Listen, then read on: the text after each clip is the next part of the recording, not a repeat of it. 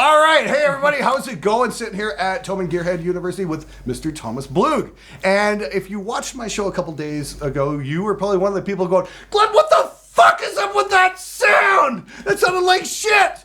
And, I thought it was, what we were listening to out in the room was fine. And we thought it sounded pretty good. And then, I was in such a hurry, I handed that one off to an editor who did a fine job, I gotta say, but I uploaded the video without really thinking about it, and I watched it on headphones there the other day when I started seeing all the gripes, everyone saying, that sounds terrible, and I'm like, I put on the headphones and I'm like, crumbs, balls, that does sound terrible, what the fuck? And I'm like, so we're scratching our heads, it's like, where's the cabinet impulse? What the fuck happened?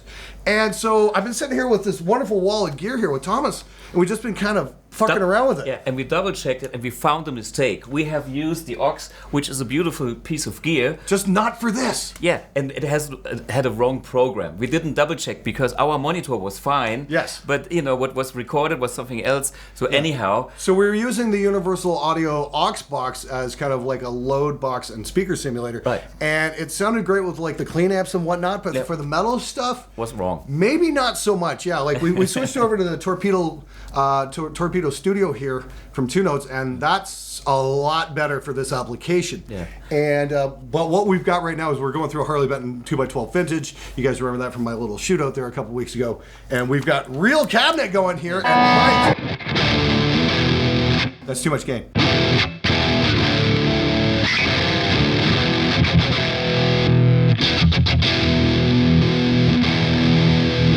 It was sounding good.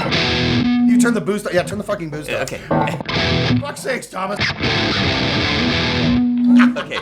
Just real quick, yeah, we're actually getting a nice tone out of that. That's real. That That's real. Let's see. Okay, we've seen from Henning videos that the classic tones are, kind of my trademark, and I'm pretty good at it. I have to admit, I'm not a metal expert. That's what I like about you, because I can learn from you what is important in the metal genre.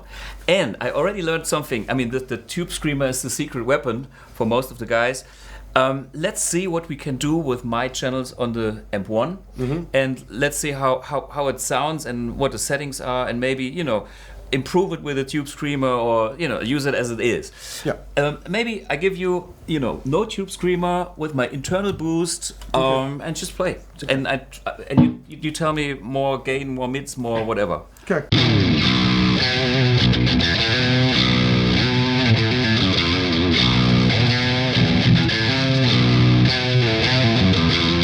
Yeah, that's very stringy, very strat kind of sounding. Yeah, yeah. Very twangy. Okay. It's kind of neat. I give you a little bit more gain.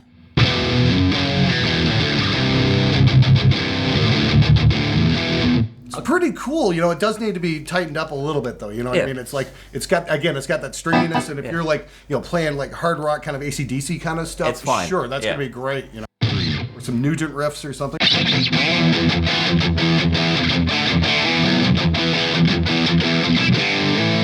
Yeah, that kind of thing. That's gonna be fun. Okay, let's check the vintage channel with the tube screamer. Okay.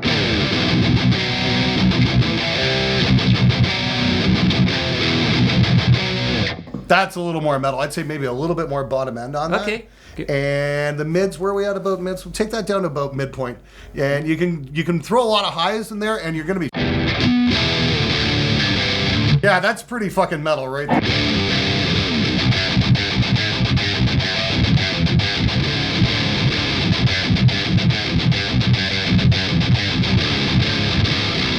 Here's the story about this channel.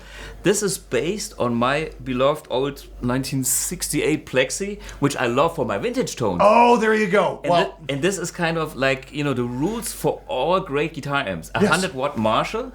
It has, all the frequencies you ever want for whatever. If you're a vintage guy and a metal guy. And this is probably, one of the healthiest amps I know of. Well, that's the thing. It's like a lot of the classic metal tones were all through plexis, just cranked to piss, and then they've got some kind of booster in front of them. So this is this. Yeah, and that works. That works really well. Yeah. And through an actual speaker, that works really well as well. Yes. What are you emulating there on the classic channel? It's more 800. Okay. And it is a bit has a bit more gain. It's not as rough. It's a bit more polished. Let's take a listen.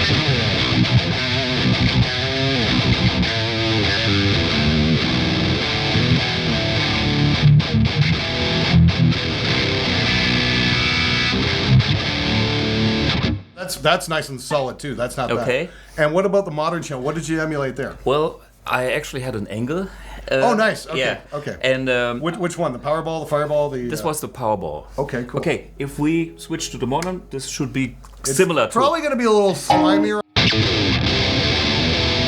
You can just hear that mid-range fill rate. I gotta say, I'm probably going to be partial to the vintage out of all of them. Me too. That's pretty sick.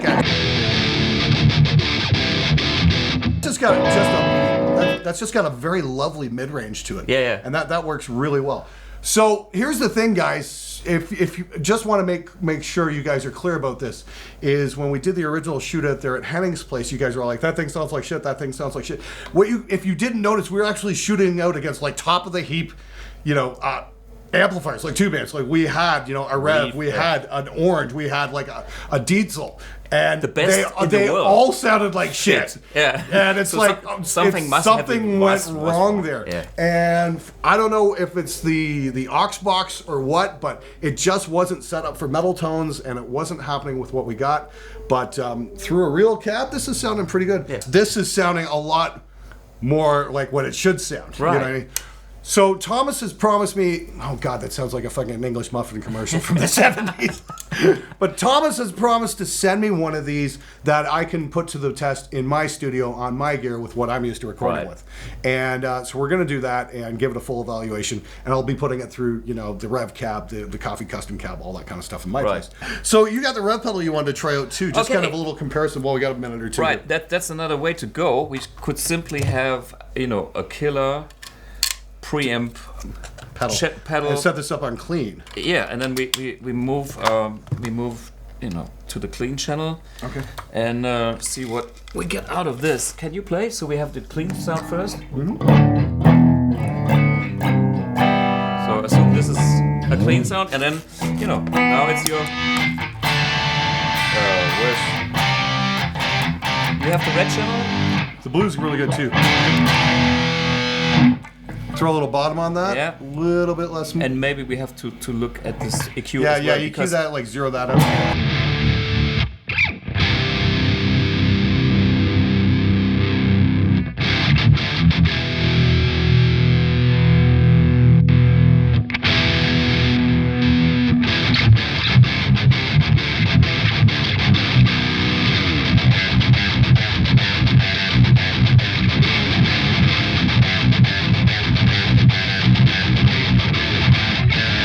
Yeah, that's kind of neat. That works.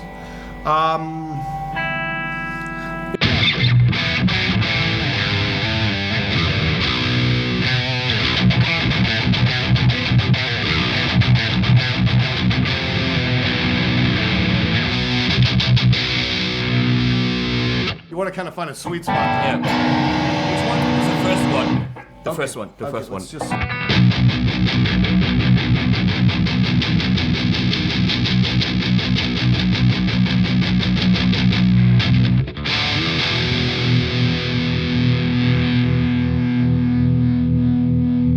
And yeah, let's try your EQ.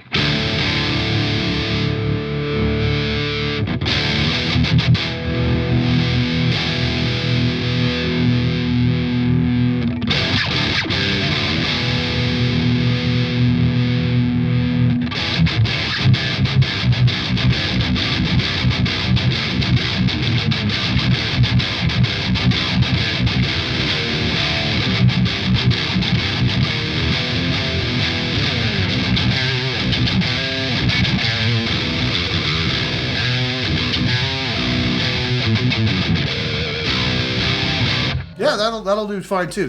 So it will take pedals pretty well. Honestly, though, I'm really digging the just the preamp section on the amp one with like a Tube screamer. tube screamer. Yeah. It's pretty cool too. Don't get me wrong, the rev pedal's pretty wicked, but I haven't had a time to really play with this thing yet Sure. and really put it through its paces. It's sitting on my desk there saying, play with me, and I haven't got a chance to yet. So there's that. But yes, so yeah, the Blue guitar amp. Remember, this is a full amplifier here. Not It's a just 100-watt amp, that has only 2 pounds. That's the key thing. It fits on your pedal board if Yeah. you are into any other pedals. and it has a tube and a power section, which is insane. Yeah, so the whole thing acts like a real tube amp. I mean, it sounded as crappy as the other high-end boutique amps Yes! last time. So it must be a good amp because it sounded just as bad. I was gonna say, hey, why don't you show everybody on my channel what you can do, because you're kind of like a blues and classical guy. You got a pick? I showed a pic to somebody else. That's usually what happens. I just put my pick in my pocket. Of course, Okay. it's getting lost. Can I grab it? Yeah. Show us a little bit what you're all about here. We'll get a real picture.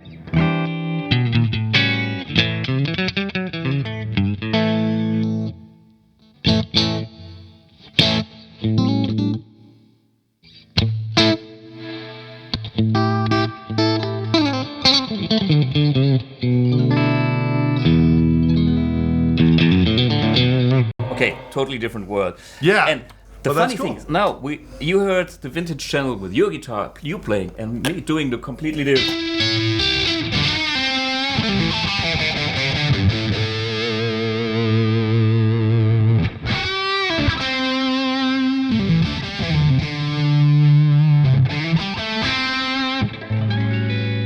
Nice. That's got some real dynamics to it then. Yeah, so this is the old school, and the good thing is I think that's the magic about the Plexi amps. It's the foundation of everything in rock and metal and everything. You can play anything on this. I'm a big fan of these amps, so I have a collection of 10 of these. Oh, no kidding. Yeah.